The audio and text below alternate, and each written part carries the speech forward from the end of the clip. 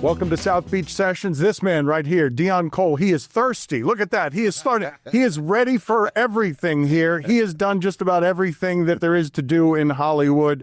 Acting, stand-up comedy, writing, producing. You can catch him on Blackish and Grownish. You've got a new special out, OK Mister, on Netflix, Average Joe on BET+, and we'll talk to him about an assortment of other things, including writing for Conan O'Brien. But thank you for making the time for us here. Man, thank you so much for having me, man, sharing your platform. Among the things that I just mentioned, you enjoy which of them the most? Which is the most fun of all the things you've dabbled in Hollywood? I think stand-up, because it's more therapeutic, more personal. You know, it's more my thoughts. And, yeah, it's more me, you know. I've read you say therapeutic a lot when it comes to comedy. Is it because you're not putting these things anywhere else?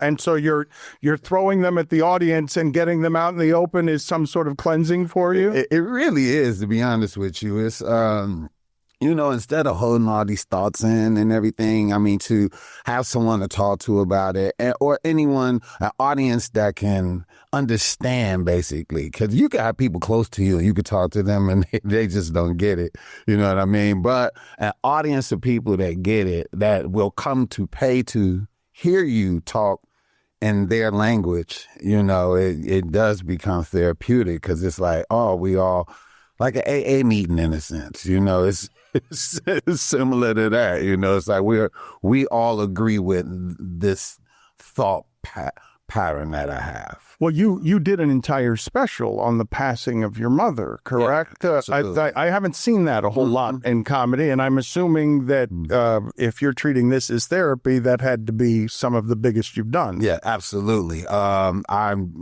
It was very difficult for me to do that. It was on the anniversary of her death, I shot it, and didn't mean to, but it turned out that way. Because usually with stand-up, you'll tour, right? But you'll leave one city available where you can shoot a special at, and then you'll go there and shoot that special, so you won't tour there. But I went to all these different places, and all the venues were booked up. The only place that was open was this place called King's Theater in New York and Brooklyn. That was the only place that was available. And I didn't go to Brooklyn. So I was like, all right, let's see what's up.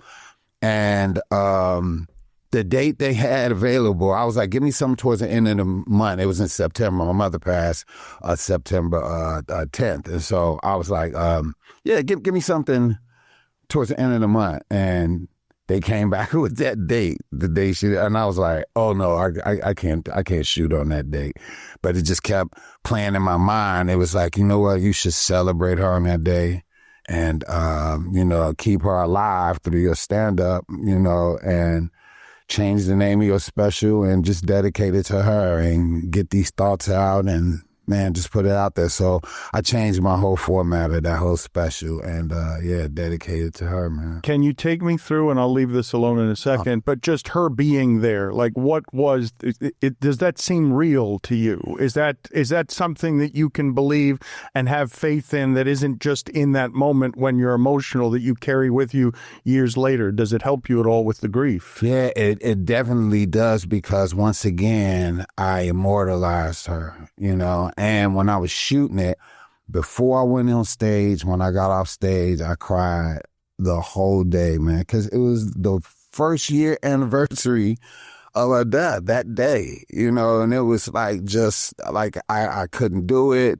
I was weak at certain parts of that special. I wanted to sit down. I couldn't stand up. I was just like, and I also didn't want that to be a crutch. That's why I acknowledged it towards the end of the special, what that day was and what I was doing. I just wanted to go through the special, let everybody see it, and then let them know later on, you know, what it was or whatever. But at that moment, man, I just felt her presence. And I'm not just saying that, I really did. I felt her presence, and I can hear her almost like saying, do it. We got you. I got you. How about her laughter? Could you hear her laughter? And I could feel her, man. I could just feel her warmth, man. And I could feel her.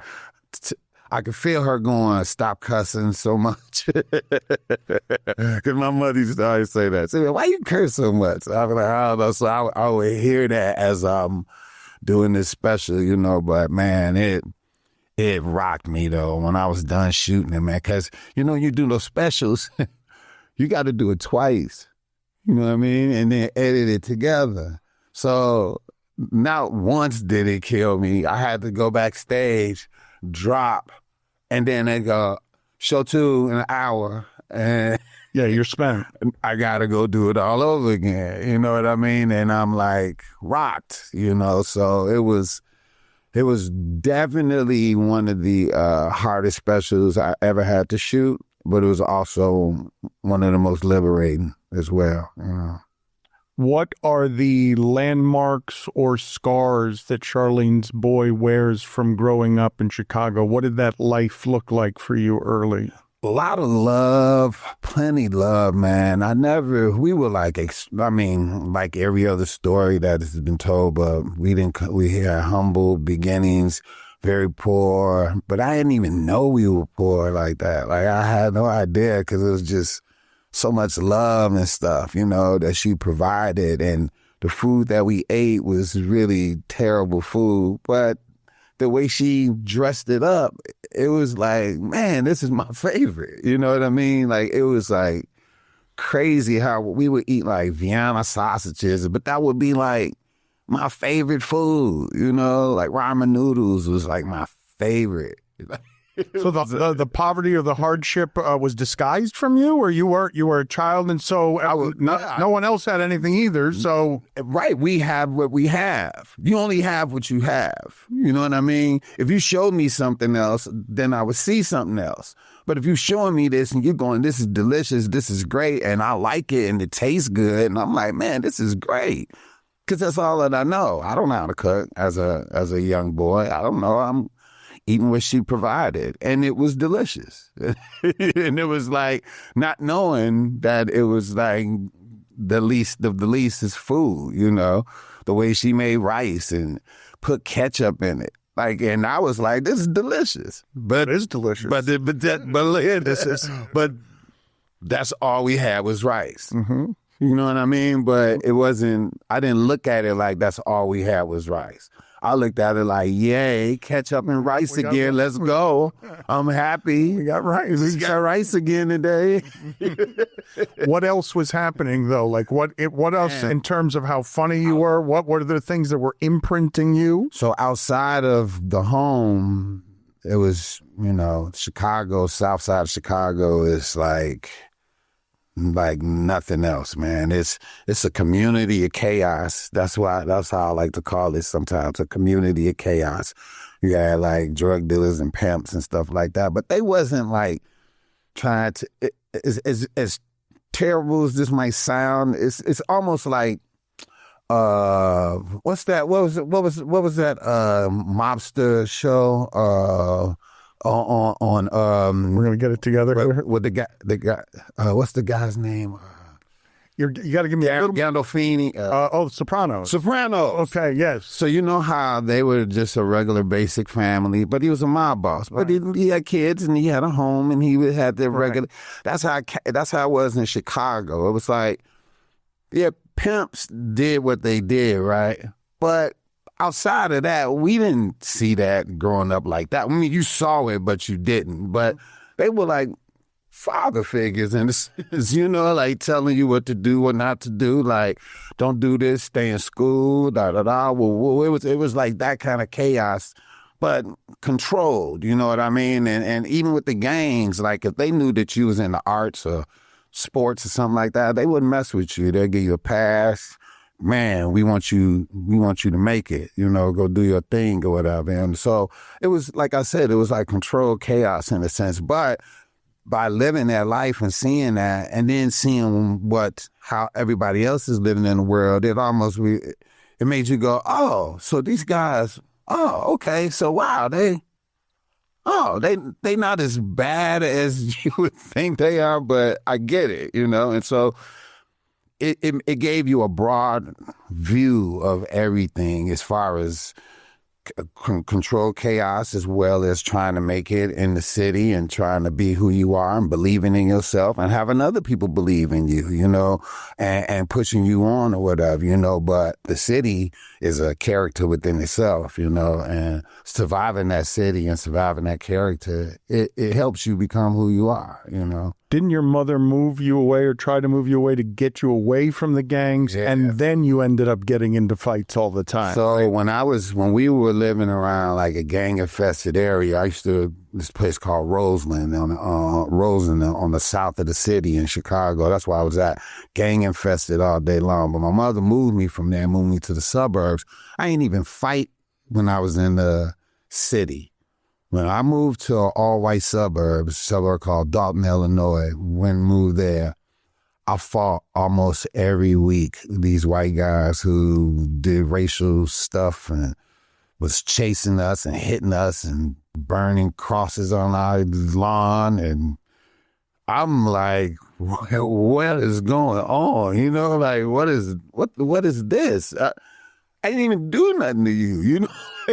Like, what?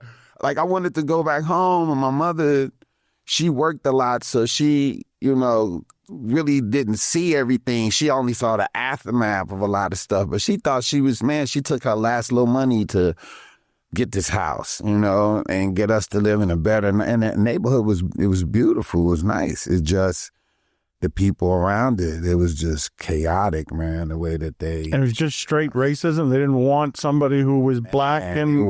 It wasn't. It was straight racism. And then what happened was I started meeting the other black people that lived in that neighborhood, and it was happening to them too. So we decided to like kind of hang out together, to look out for each other. And the more that black people that came out there, kids that came out there, and we saw what's happening to them, and we would tell them to come hang with us. And after a while, it became like a pack of us, you know, which is my best friends to this day. You know, we hung out together, and then we started fighting back and standing up for ourselves and all of that. Take me through the fights, though. How many months? How many times? The first ones had to be you had to be terrified because the first one, I remember the first one like it was yesterday. It was just a beautiful neighborhood, and I was like, man, I'm ready to walk to Dairy Queen.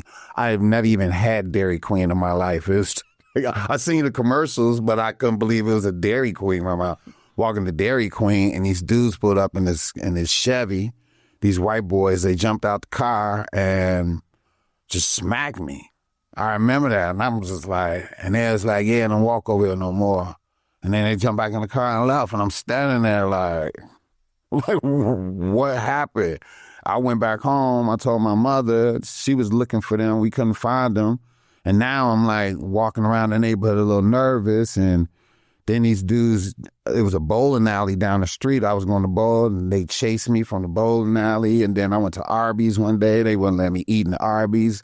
It was just crazy. And I was by myself a lot because my mother had to work, you know. And I'm like... Oh, so you're just afraid all the time. I was just terrified, like, wow. And then I met a guy by the name of Dave, and he was just saying, like, hey, man, it's a community over here that you can hang out with. And then we hung out, and, you know, it was just cool. We just started hanging out with each other and just like looking out for each other. But it was this one white guy who really looked out for us too, this dude named Rich Gabarzik. That's how I ended up learning about a lot of music, like Led Zeppelin and Floyd, and we started exchanging music. Like one day he hid me in his garage. He saw me running, right? He hid me in his garage, and I thanked him for that. And his father drove me home, and we just started hanging out after that. But he didn't know nothing about like hip hop, and I would turn him on to like LL Cool J and Public Enemy and all that, and he was loving it. Like, but then he'll be like, "Man, listen to Fleetwood Mac." I'm like, man, they jamming. Like, and that was our relationship to exchange music all the time. And me and this guy became super cool. And you say so casually, though, that I was running and he hid me in his garage. Like, how common a thing was it that you were running through your neighborhood away from people? Like, it sounds terrible. Man, it brings me to tears, to be honest with you. It sounds horrible. Man, I used to run all the time. Like, they used to just chase us. They chased us. But how long are we talking about? We're talking about months, years? Man, this went on for at least probably about 8 months. This went on probably about 8 months until, well, not even 8, I'd say probably about 6 months, because when we moved out there, it was like the summertime. So it was the entire summer until the schools. You're not even in school. So you got all things to be running. So you didn't even want to leave your house, probably. I didn't want to leave my house. What I started doing is I started going back to the city and hanging out with my cousins. That's what I would do. I didn't even want to stay out there no more like that. But I couldn't just not hang out or nothing like that. So, when when it was time to go back to school, I had to find a route to get to school. And they chased us the route. It worked for a little bit, and then they found out about our route, and they chased us.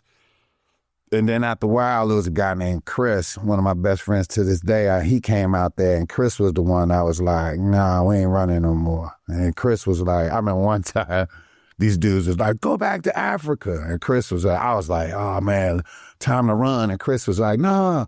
Take us, give us a ride. And I was like, yo, I couldn't believe he said that. But then I was like, yeah, man, it's about that time we fight back. And I was like, all right, man. The dudes, they pulled up in the car and they was like, what? And he was like, man, give us a ride if you want us to go back to Africa. And Chris was reaching in his pants, and then they took off. But he ain't had nothing. He was just smart like that to do that. But yeah, man, yeah, I was nuts, man. And Dalton's nothing like that now, but man, it used to be so terrifying. Are you wearing a watch? Do you still keep Chicago time on your watch? So why do you do that? You see the time? Yes, I do. It's a nice watch. What does it say? It says 5:25. Right. What time is it here? It's 2:25. That's right. Why are you staring me down like that? You're like, it's a fight story. Oh, it's a Chicago boat. You gave me threatening menace for no reason whatsoever. I come in here to talk to a stand-up comic, and all of a sudden I take you back to your childhood. You're demanding that I read your watch. You're quizzing me aggressively. No, I'll just show you. I said I keep it on Chicago time to keep my mind in a state of mind, man, in Chicago time. I don't care where I am in the world. I keep that Chicago time. It just I don't know. It just does something to my psyche. No, but not I don't know. You're doing something. You're doing something for a reason. Is it because Chicago is a part of you this way? You don't ever want to forget that you're... It is. It's not even forgetting. It's just, it is. It's me all day long. I am Chicago. You see me, anything about me... know that it's Chicago all day long. And it's just the way I was brought up, man. It's just, and when you go back to that city, as much as I go back, my family's still there and everything. It's just part of my fabric. As I could be no other way, So yeah, that city does something to you. Where does the funny come from? Where have you always been somebody who is funny? Is there were you neutralizing fights and stuff by being funny? What are the roots of you realizing, wait a minute, I'm someone who has charisma? Right. So it wasn't me. I had no idea that I had a funny bone in my body. What I did have by being the only child was an imagination, and I would think things throughout, overthink it, think it. I would just, because it was always me, and I always had to figure out stuff. Like I told you before, my mother worked a lot, my father wasn't around. I just always had to figure it out. You know what I mean? You were alone. Very, very much. And so I just always thought things out, and I just, to the point where I'll be with some friends and something will happen and everybody might laugh. I wouldn't laugh. I would try to figure out why that happened. And I would do that all the time. I would be that guy that's, no, wait a minute. Hold on for a minute. Yeah, my friends were like, come on, we're going to go get with these girls. What I'd be like, but who are these girls? Like, where they live at? Where they from? Do they have fathers? Do they have parents? I would be that guy to the point where people will always be like, boy, you silly. Or boy, you stupid. And I'd be like, no, I'm serious. And they'd be like, nah, you silly. And one day a friend of mine named Gwil, he was just like, dude, you should do stand-up. And I was like, and that was the first time anybody ever said nothing to me. But you didn't know you were funny? Nah, not at all. Because I meant everything that I said and everything that I thought of. I wanted an answer for it. It wasn't, and I grew up like that. I just wanted an answer. And I thought differently about things. I can't say that, but I still wanted an answer for it or wondered why this and that happened. And when he told me to do that, I was like, and then he was like, no, he was like, comics aren't like silly like that. He was like, man, that's a lot of great comedians with just very thought-provoking material. And like, you're kind of like one of those people. And he was like, man, you should look up some comedians. So I started looking up people. And how old are you? Like 22. And at this point, it's never mind on your radar. You don't know you're funny? I don't know it. And nobody never told me I was, ever. All I ever got was, boy, you stupid. Or boy, you silly. That's Deon. And no access to comedy as you're not watching The Tonight Show. I'm not sitting there watching none of it. Now, I love stand-up. I love watching Richard Pryor and Red Fox and Mom's Baby. But you, an adult, or you getting access to this as a kid? This is as a kid. I mean, I got turned on to that by like watching Delirious, Eddie Murphy, and that's what made me love stand-up. But I wasn't like a stand-up fanatic or going, ooh, I'm gonna do stand-up. Like, it was never that. I just enjoyed it. I thought that it was great. But hold on. So at 22, you enjoy it from the first time? Like 22, you're told to do? 22 is when I first did it. But I knew about stand-up before that. I just didn't think that was something. Where were you headed in life at this point? Like, what were your career aspirations? What were you thinking about? How were you going to make a living before you stepped into it? I was working at a store called Leather Makers, and I was selling coats. And my mother was trying to get me to get a job at the CTA, Chicago Transit Authority. And my uncle worked there, and she was like, man, if you can get one of these jobs, they got good benefits. You can drive a bus. It'd be great. And it was a great job. Like, if you worked for the CTA, you knew you made some money, and it was like, man, that's what's up. And so that's what my mind was. My mind was on selling these coats and that was it. And trying to get a job at the CTA. I went to school for like a year and that didn't work out. I ended up getting chased home, and it was just like, it was a lot of like racism. But listen, it wasn't white racism. It was like Southern racism.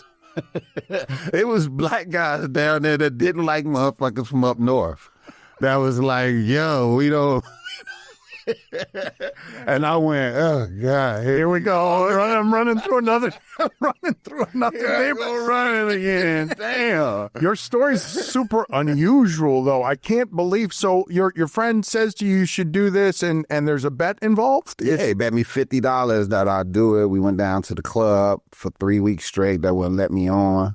And I just was watching these comedians, and I was going, I mean, no disrespect to anybody that's watching, but I was just like, they not funny. They not funny like what I was watching. Like, I was watching Ellen DeGeneres and Mitch Hedberg. I'm watching these guys, and I'm going, they're funny. I'm watching Richard. I'm watching Eddie. I'm like, man, this is funny. And then I started learning about like Bernie Mac and learning about Martin and all these other guys that I thought were funny. I was like, man, they're funny. Damon Wayans, I'm like, they're funny guys, So when I went down to the club and everybody really wasn't funny like that, it was like a couple people that was funny, but that was it. But did you have an act? Like, are you just getting on stage and just... I wrote a 5-minute bit. That's all I did. And all I did was took some stories that I told some people before, and I remember them laughing at it, And I was like, I'm just going to tell some things. Just going to tell some things that happened to me that I told some other people before and they laughed at. And so do you know at this point now, I'm going to try and do this? How soon does that happen? Like, how am I going to chase this? I like the feeling of this, or you're just winning a bet? Nah, I'm just going after the bet. You know, I need the money, right? So I just want the bet. After I got off stage the first time, because the first 3 weeks they wouldn't let me on. After I got off stage, it was a Dale Givens and George Wilborn. They were hosting the show at a club called All Jokes Aside. When they finally let me on and I got off stage and people were clapping and one guy stood up. One guy stood up and clapped for me. I went home and couldn't sleep. I went, oh, I think I found why I'm here. I just kept thinking that to myself. I said, I think I found out why I'm here.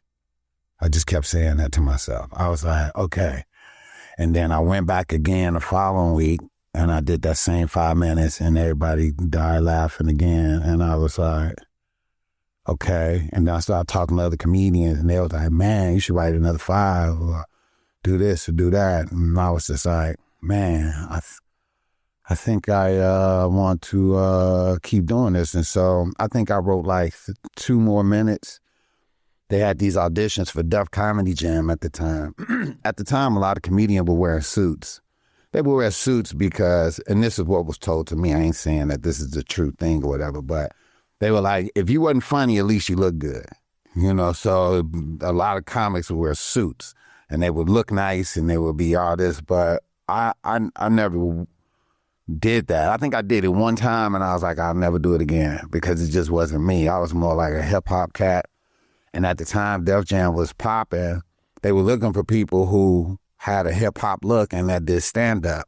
Now I only got like 7 minutes, right? And I went to audition with the 7 minutes. They was like, choose him. Let's get him. He looked nice. He looked like a hip hop star. Get him. And so by the time I aired, I think I had wrote like 12 minutes, right?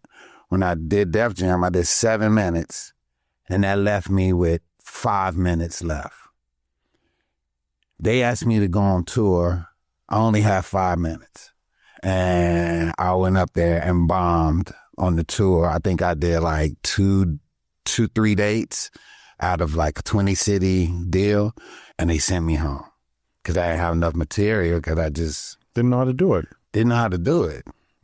I knew I had what I had was funny, but I just thought I can keep doing those same jokes. And they was like, nah. But I went home and everybody knew that I was on tour and I just wouldn't leave the house because everyone thought I was gone for 3 weeks. Oh, so you were legitimately hiding in your home because you felt like such a failure that you didn't want to be seen. Right, because it was such hoopla that I was going on tour that I didn't want to be seen. So when they sent me home, that was the beginning of me going, I need to write. And I believe that's when my writing career started because I started writing unconsciously after that. And how do you get from there to Conan O'Brien? How do you get to writing for that show? So at that moment, I started writing unconsciously. Now, by the time I came back, when I came back out the house and I went to this and went to perform, I'm murdering shit. I'm like unconscious with it. So now, when you say unconscious, you like stream of thought, like you're just freestyling. I got pads of jokes. And now I'm like banging these things out. That's all I do now. I'm writing. This guy named Ricky Smiley, great comedian, big brother.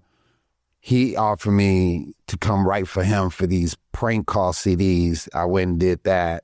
They blew up. He's still getting rich on those CDs that he's doing.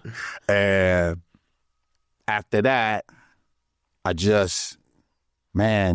think I became like a comics comic. I really wasn't selling tickets because I just wasn't like known like that. And I was awkward, like weird, but like comics would be like, man, that boy he could write, you know. And then I started like writing for a lot of people.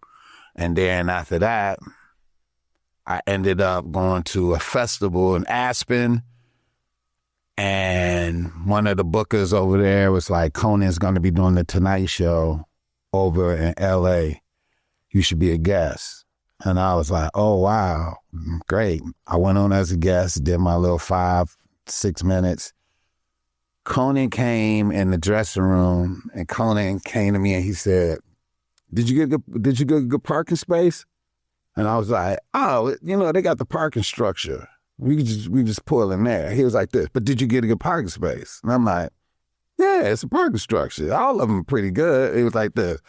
Did you walk far? I'm like, yeah, it was all right. He was like, you killed out there. I said, thanks, man. He was like, yeah. So is it a long walk back to your car? And I was like, it might be. I mean, I don't think so. It's a lot of questions about this. Yeah. Then he goes, all right, see you later. And he leaves. And next thing I know, they was like, he wants you to write for him. Well, what was he doing? What kind of interrogation was that? What kind of interview process was that? He was interviewing you and he hired you based on you not answering well his questions about how you go, man. So, well, you done well on the show, and you had a job. How soon after that? Like, it was like 2 weeks later. 2 weeks later, he was what kind of story is this? Like, what kind of career path is this? But none of this, man. What are you talking about? I swear, I didn't submit nothing. I didn't know I was funny. I'm just sitting on television with him, and he's asking me for the response. I went, man, and my whole career has been crazy. Anything I ever auditioned for, I never got. Ever. Everything that I've ever gotten happened like that. Any movie, any TV show, I don't care what you bring up, it happened similar to like that. Like Conan hired me and I went out there, and next thing you know, I had an Emmy nomination. I was like, I'm not playing, man. I'm not making this up. I had an Emmy nomination. Maybe like a year later, and then I had another Emmy nomination, and then I ended up getting my own show, just doing these sketches with Conan on his show. And then next thing you know, I was leaving. Steve Carell and Nancy Carell was putting a show together called Angie Tribeca with Rashida Jones, and they had me come in and audition as a sergeant. And as I was doing the audition, Steve was looking and was like, well, I don't know if we should have another like black sergeant screaming at people and let's just write it. Let's write a character for him. Well, and Dad's like, well, what do we call him? I was like, call him DJ Tanner. And they were like, ain't that from Full House? They were like, yeah, man, ain't nobody gonna remember. Just call him DJ Tanner. And he wrote a character for me on the show. And I became DJ Tanner. Then now I'm on the show that he just was like, man, write him in. Okay, but hold on a second. It's not like you're stumbling accidentally into every place. Take me through when it is you're doing the unconscious writing, the joke that you're filling the journals with jokes that you realize, because you did go from, I think I found my calling, which is a pretty special, a special thing to feel. And now you bomb, so you have the failure of learning, and you're like, oh, well, if I actually want this, I'm going to have to get good at it. Like, there your lessons are. And but what is the period of time that we're talking about here? How much struggle is in there? How much grind is in there? From the time of me being off that tour to the time that I got to LA, that probably was about a good 10 years of me just performing, getting down, doing shows, writing, all of that. So 10 years, but have you before or since felt the kind of shame professionally that you did when they sent you home? No. Now, I have had bad shows. Yeah, you can bomb, but the shame to be sent home because you did 2 or 3 times and you were terrible, and you're probably more scared the second time than you were the first, and you realized what was happening, and you're like, wait a minute, what have I got myself into? Never felt that kind of shame ever again when it came to stand up like that. Everything that I've done where I can look in the mirror and go, I gave it my best, and I rocked that shit, and I think that was good. Even if it went or if it didn't go. But it produced 10 years of writing, 10 years of fuel, 10 years of, I know this is what I want. From that point on, I went berserk. Right. And I mean that. Like, I was like, couldn't even hold down a relationship because if we were arguing, I would go, this is hilarious. And then I would go, Yeah. Nothing was serious. Focus was singular. Focus was, I have to do this. Okay, man. but so this is the part that's not the stumbling around, though. This is the part, like with all successful people who arrive in places you do, yeah, there can be some luck, but also you were fueled by something Absolutely. that prevented you from having loving relationships because Yes. you knew what you wanted and nothing could get in the way Right, of but that. this is before Hollywood. So when it comes to Hollywood and what Hollywood and how, and I'm not saying that everything was stumbled. I'm saying that anything I auditioned for, I never got because the audition and me, I wasn't what they envisioned. I just never was. And every time I went out for something, I always played some kind of like awkward character. And everything I ever done, it was an awkward character. Even my Old Spice commercials is an awkward character. Blackish, awkward character. Conan, Andrew Tribeca, all of these characters how I decided to play that character. So when I go to audition and I decide to put a twist on it, they're going, no, thank you, but no thank you. And I'm going, I think it's hilarious. And then I go. But the people that I met that believed in how I decided to play that character, whatever, they went, man, that's funny. Yeah, I think we can do that. And so therefore they took a chance on me. And that's how my whole career has been in Hollywood. Before Hollywood, it was me and my pen and me doing these shows around everywhere that I can go perform. I was performing. I had my own nights, and I was just writing to the point where other comedians like, man, we love this guy's writing skills. And that's all I focused on. That was it. Until I had my manager, Kirsten, come and was like, man, I can do something with you. And she was the one that introduced me to Hollywood. She was the one that was like, man, come out here and audition for this and do that and da-da-da. And I was like, all right, cool. And then that's when we started. That's when Hollywood came about. But I wasn't even thinking about Hollywood. I just was going from show to show. What's going on with you and Awkward, though? Like, what is it? You probably, like, I guess you've always been a bit askew in how you look at things, right? Like, talking to yourself, trapped inside your own head. You're even saying, I didn't think I was funny. I was sort of quirky, unusual, like, and had a different perspective. Yeah. Why are your characters always I don't awkward? know. That's just always how I always been. I always been kind of like left, a little different, a little quiet, paid attention. Wasn't like, I let a lot of people down, to be honest with you, because when they meet me, they think that, oh, he's a stand-up, he's going to be hilarious, and then I end up being dead serious, and they go, well, he's no fun. So you can let down a lot of people that way, because their perception of you is like, oh, he's not. Well, and the expectation of funny is a bitch, but you've been living with it, like, it's your career, the expectation But of see, funny. I rather pay attention to you than make you laugh. You know what I mean? Like, that's the kind of person I am. I'd rather listen. Oh, but that's not comedy. Those comedians are more selfish than that. They rather make you laugh than pay attention. And here we go with Deon being a little different. Because I like to listen. I don't want to throw a pie in my face every time you see me. I want to like hear your world. I'm all about worlds. Like I'm interested. Like, yo, what did you do today? What happened today? What got you up this morning? So you're not just disappointing people. You're weirding them out. They don't know what to do. They don't know what to do with how serious you are, right? Like, is he creepy? Why? I'm cool, but I'm just saying I'm not what they want me to be like that. Like, yeah, I'm more like, man, what did you do today? How was you, how was your work? Oh, you did what today? Oh, how did that happen? Because it's this material thing that imagination, curiosity, content, and learning something new that maybe I could talk about or whatever. Well, but that's what that like your curiosity is feeding the machine. If you start listening, then people will unspool for you things that you might not have thought of, whatever. And if I constantly talk, I'm gonna keep bringing up the same thing in order to make you laugh. Okay. That's not interesting. Yeah. What's interesting is, hey, what did you do today? and then let's talk about it. And we can talk about me too, but no, and then I'll take it, I'll steal it from you, and I will make it my material, and I'll come on here and yell about smiling, stealing my shit when my whole act is 9 things stolen from awkward conversation. No, listen, I will also, I will be like, hey, I met this guy today, and he said, and I'll make it like that. Or I like to put myself in situations I normally wouldn't be in. And I'll do that too in order to get material. I just, or whatever. Chris Rock reads I heard he reads 7 papers a day.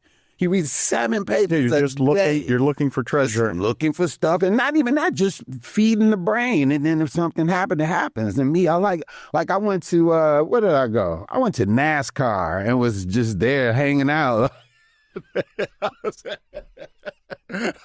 And then chasing, running away from running away from races, running around the track. No, but I went and I had a great time, man. I learned so much just about how they train these guys to be in the pit, and that was amazing to me, But if I didn't go, I wouldn't have learned about that. You know what I mean? I'd be at home saying the same shit. You know what I mean? So it's good to do that. It's just good to branch out and do different things, And your career for those 10 years, is it you're making enough money to continue to know, yes, I can keep chasing this. I'm on an upward, trajectory. Yeah, I'm making enough money where I'm happy. So, and it's a career. You realize, okay, I am doing the thing I've dreamt of doing. Yeah. Now, when you're writing jokes for someone else, you're writing jokes for someone else who's not very much like you. Yeah, I'm writing for other people and all that. I'm not thinking about moving up and I'm gonna be real with you. I never thought about moving up the rail or moving up until I seen other people do it. Other people motivated me. I would be like, oh, he's in a movie with such and such. I just worked with him last week. Maybe I can do that. Or, oh my. He just got a star on the Hollywood Walk of Fame. Man, maybe I can do that.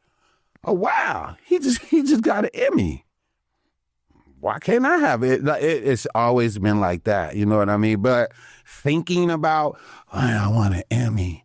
I'm caught up in. But when do you start dreaming about the things you want? I don't know. You're at Conan writing for Conan, and you haven't dreamt much beyond that, right? Like you haven't yet, or you're beginning to? I didn't, even writing for Conan, I didn't know the magnitude. I wasn't thinking Emmy. I wasn't thinking none of that. You know what I was thinking? My mother was like, man, again, she was like, those going to be some good benefits, like health and dental. Like my mother had me all on the benefits. She was like health and dental, and so I just was like, because I was about to quit Conan. Like I was going to quit Conan because it was too mechanic. It was like a mechanical thing. And I'm like, I'm a stand-up. I'm not used to being at work at 7 a.m. I'm going to bed at 7 a.m. So it's a little boring, and it's not as creative as you thought it was, and it's not getting different enough right now. It wasn't that. It was the fact that it wasn't me. You know what I mean? Stand-up is me. For me to write for somebody else was. I mean, I did it before, but this was huge. I wasn't even thinking like that. I remember when they were submitting for awards and stuff, I was like, how do you do that? Like, I got to do what? I got to pay to submit for an award? Like, I didn't even know how to do that because I wasn't thinking like that. So you don't have any particular affection or allegiance to late night television growing up, right? So you're getting to Conan. And let's not say that. Now, I love the Tonight Show. Okay, I loved it with Johnny Carson. I loved with Jay Leno. I watched it because I watched guests come on there. And Arsenio Hall. I'm deeply sorry I offended you. I didn't intend to misrepresent you at all. Okay, no. So you do like late night. I just thought that perhaps your perspective on late night wasn't formed in the first 20 years, and so you see what's happening right now with late night that we're watching. It feels like it about to end. To me, it feels like it's the end of an era.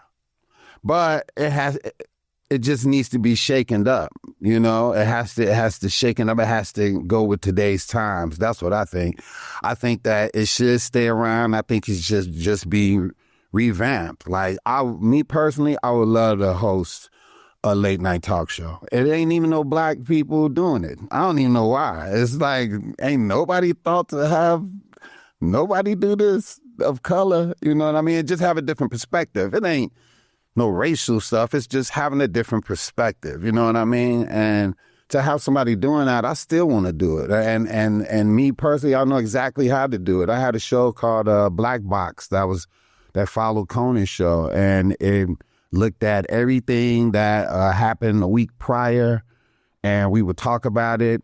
And I remember John Oliver was like, man, we love your show. And then John did the same show and won all kind of Emmys from it, you know? And man, shout out to John Oliver on that, you know, definitely. But yeah, I had that idea a while ago when we was doing, you know, the show just didn't keep going for whatever reason, whatever. But man, yeah, I would love to revamp the late night for template of what's going on, because right now it's not working at all, and it's just this old traditional way of doing it. And it's like with all the news and all the podcasts and everything that's going on online right now, you know, everybody has such great content and so interesting things to talk about. You know, to go sit on somebody's couch and do these bits or whatever, it's like it just needs to be revamped. That's all that I think. So you were saying, though, I interrupted you. You were about to quit Conan? You were. Oh yeah, I was going to quit Conan. I was going to quit Conan, man. Like maybe a month, 2 months in, I was going to quit Conan. You know, I was like, because they wouldn't let me get nothing on. Anything that I wrote wasn't getting on. You know, I didn't fit in like that. But the one thing that made me not fit in was the one thing that made me fit in, because of me not fitting in became a great thing, because me and Conan would do this fish out of water thing where anytime he has something, I'll be like, what are you talking about? Anytime I brought up something, he like, what are you talking about? And this became this dynamic that we had that became comedy gold on his show, you know. So the thing that made people go, huh, became the thing that everyone had to write for me. So is this where the awkward comes from, though? Are you always a little bit of an outsider? Have you always felt like a little bit of an outsider? I always felt like an outsider, but it wasn't nothing I felt bad about. Oh no, you're comfortable. Well, but be confident and comfortable in your weirdness, and anyone's weirdness is a gift. It's like you can impart life wisdom principles to somebody by saying embrace your weird. Yeah, it's just you being you. You know, like imagine Jim Carrey being normal. That would be terrible.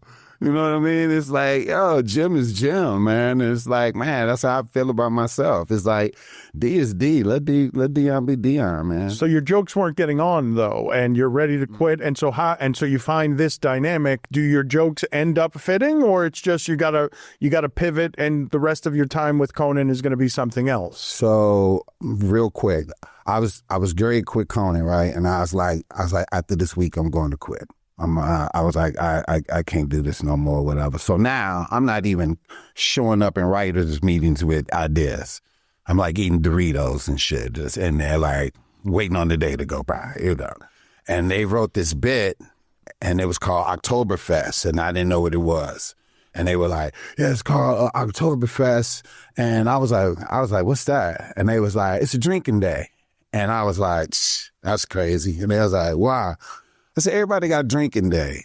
I said, except black people. I said, you got Cinco de Mayo, you got St. Patty's Day. I'm like, and now you got Oktoberfest. I was like, that's some bullshit.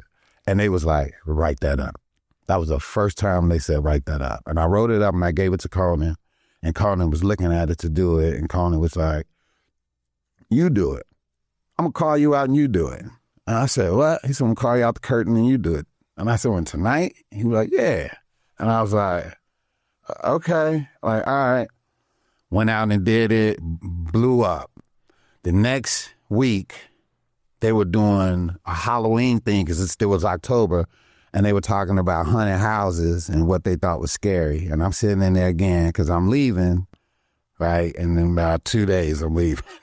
And I'm like eating some carrots, and I'm like eating these carrots, and I'm sitting there, and they was talking about what's scary in a haunted house, and I was like, that ain't scary to black people. And they was like, so what's scary to white people? And I was like, man, like swimming pools and Kardashians, chicken with no sides. And I'm just saying all this really racist stuff, right? But then they was like, write that up. I was like, what? And it was like, write it up. And I was like, all right. And I wrote it up, man, and we shot this thing, man, about this haunted house, about me going to a haunted house, and it wasn't scary. And then I was like, this is a scary haunted house, and I go into this haunted house. And then I think the next day, TV guys said A Star Is Born.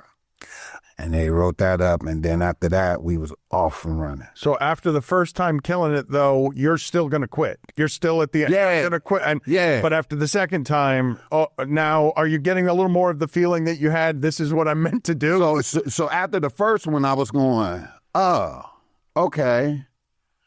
But I tried to write again, and it wasn't working. They weren't picking up nothing I wrote. So now I'm back to, I'm definitely going to quit next week. And then they started talking about this haunted house thing, and I brought it up. And after we did it, it was like, okay, we know the formula now. But how are you feeling now about the choices that you're making? How are you feeling about like what you're going to do going forward? Because now a different kind of performance than stand-up is making an appearance, and later you would want to do drama and whatnot. So what's being opened here? So now what's being opened is there's a fan base that is loving me, and my audience is changing when it comes to my stand-up shows. My stand-up shows are going from maybe 100 seats. You know, I might sell like 400 tickets a weekend in a huge place, not selling out at all, to selling out. Now I'm selling out. And it's like, oh, wow. Okay. And so now that's fueling me to keep going and rocking and doing everything. Then, Conan gets into it with Jay Leno, and then we go on tour, and the tour just sent me, because I was closing out the tour. Well, Conan was closing the tour out, but right before he closed it out, I would go last, and I would do like 15 minutes worth of stand-up. Now I'm on a whole nother page, because Conan has like Neil Diamond and Eddie Vedder and all these people coming through, rocking with him on this tour. Now I'm rubbing elbows with these cats. I can't tell you how inspirational just watching everything you guys did there was to me. I don't want to bore you with the entirety of the story, but when I had to go out on my own with our company, because we weren't for mainstream media anymore, what you guys did and what he still does, he's going to end up as the most successful of all of those guys, Carson included, because he's going to own all his own shit. He owns all his shit, man. And he been doing it from the beginning. He been doing it. That's one thing about Conan, man. Conan is going to rock with, he's going to keep his ear on the street. He's going to keep his ear down to what the kids is doing and what they're part of. He's going to jump in it. He's going to be innovative with his own thing. And right now, he is slaughtering. It is, but it is amazing, though. I don't think people understand how much work goes into the funny, and in his case, how much neurosis goes into the funny. Yes. Like, he always appears and gives off a great deal of happy, but to be that good over that many decades, and to be that still competitive and hungry and motivated, there's something deep inside that dude that probably pushes people really hard, makes his environments maybe fun and loving, but also difficult, because comedy is work and work is hard, man. And he instills that in you. He's the kind of guy when you around him, man, you you become funny. You do, or you're laughing constantly. There's no in between. Like when he walk in the room, he'll come in here right now and go, "What you guys?" And would do 15 minutes on how terrible this podcast is. And why I shouldn't be here. But he would and be hilarious, man. That was the first time I worked for somebody and I realized how insane dude is. You write a joke for him, right? You have to write the joke. Then you have to write deconstructing the joke. Like, that's how, like, you'll have a bat come in the studio on a string, right? And a bat will go around him and he'll be like, "Oh, these dirty bats are everywhere." And it'll be some bit, right? After the bit is over with and everybody live, then we have to go, "Look how shitty this bat is," you know? We couldn't get a better string for this. Now we deconstructing the bit. You had to write that too, you know? Or it just come natural to him, you know, to deconstruct it. So he didn't leave no meat on that bone, man. Well, he's doing the same thing you're doing when you're curious about people and asking all the questions. He's always getting content, right? Yeah. People like that, people like you, your mind is always working on how do I stay ahead with the next thing. But so if you had quit before that second skit, where do you think your life goes? I have no idea. I definitely don't think that I'll be where I'm at right now. I think I would be doing stand-up, definitely, but those doors that he provided and the magic that we had and all the bits we did and going to eat soul food together and all these magical moments that we had or whatever led other people to see that. And I don't think that I would have met the great Kenya Barris, who asked me to come write for a project called the Anthony Anderson Project. You know, he asked me to come over there and write through a woman by the name of Tamara Goings. They were like, "Come write on the Anthony Anderson Project." And I said, okay. And I went over there to meet everybody to write for them because he saw me writing for Conan. And then the guy that I was going to be writing for, whatever, he didn't want to do it no more. And he asked me if I could step in and play that character. And the show later became Blackish, that I was going to write for. I went to be a writer because I couldn't do the show because I was already on Steve Carell's show. And so I couldn't do this show. But the guy didn't do it. And Kenya was like, can you step in for me? Like, and I'm like, you really are describing a whole bunch of happy accidents. And look, I would not say this on camera so it could be in the world like this and not be able to verify it. You can ask Kenya Barris, you can ask Steve Carell, you can ask Conan O'Brien, you can ask all of them, and they'll be like, "No, it went exactly like that." So what was purposely, consciously something that you desired, chased, got? Like, does it exist? Just is there such a thing of you wanting, grabbing, do it? I wanted my own talk show. That's what I wanted, and it happened, but it didn't stay. That was the one thing that I still want it, and I'm gonna get it. I'm gonna get it. And I think I got enough. Funny and enough people that will follow that, and it's gonna happen. And like I said, that's one thing that I wanted that didn't materialize, whatever. Now, something that I wanted that did materialize was the specials on Netflix. I wanted that bad, and I was like, I have to get one. And not only did I have one, I ended up getting three and a half, really. And so, yeah, that's something that I really, really wanted, and I chased out there, and I got it. Black Box was crushing because of what you had poured into it? And it was crushing because we came behind Conan, and we did the same numbers as Conan did.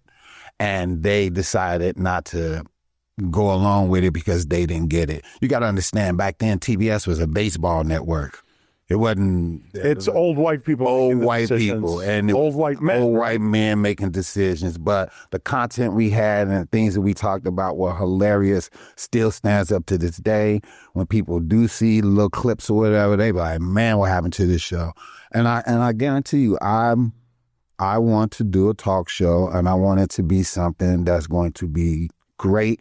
I know the formula to do it, and it's going to happen. Do you do some of the choices that you make about family purposely? Like, are you trying to do family stuff on television, or is that... Absolutely. I definitely do. Like right now, I have this podcast that I'm going to start doing called Funny Knowing You. I'm going to be introducing some people, and it's going to be coming out very soon. And it's going to be talk show almost based in a sense, but that's a good name. That's a good name. Thank you very much. Yes. And it's going to be very, very cool. And we're going to be launching, actually be shooting our first episode next week. And it's going to be really cool, man, talking to some fantastic comics or whatever. And so, it's going to, it's going to go, man. It's going to go. Before we get out of here, what can you tell the people about your 53rd birthday? My 54th birthday. It's, what about it? Well, I thought on your 53rd birthday an assortment of things happened that ended up with you in the hospital, and I don't know the entirety of the story. Yes. It sounded like a day that didn't feel very much like a birthday and had some content in it that would be shitty, awkward, and perhaps funny. Yes, it was a terrible situation that happened, but I am better now, and I'll be bringing it up later on. Okay, fair enough. We stumbled toward the finish line here. Just, I'm about to run out of here. He's going to be running through a scared neighborhood somewhere near you soon.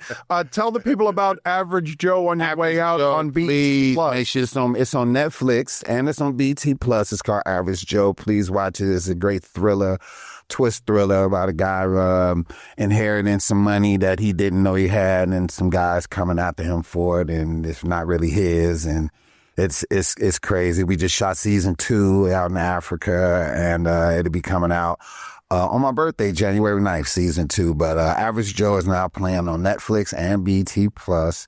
Please check it out. And man. First time as a lead?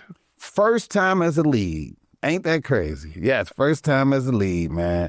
Number 1 on call sheet. Never had that happen before. Very proud moment. Yes. Congratulations, sir. Happy for all of your success. It was a delight talking to you. Platform, you are amazing. Keep doing what you're doing. Thank you, but I didn't feel like I was amazing a couple of times. One, when I got the time wrong on what it was here, because Chicago's 2 hours behind. I've been thinking about it since it happened.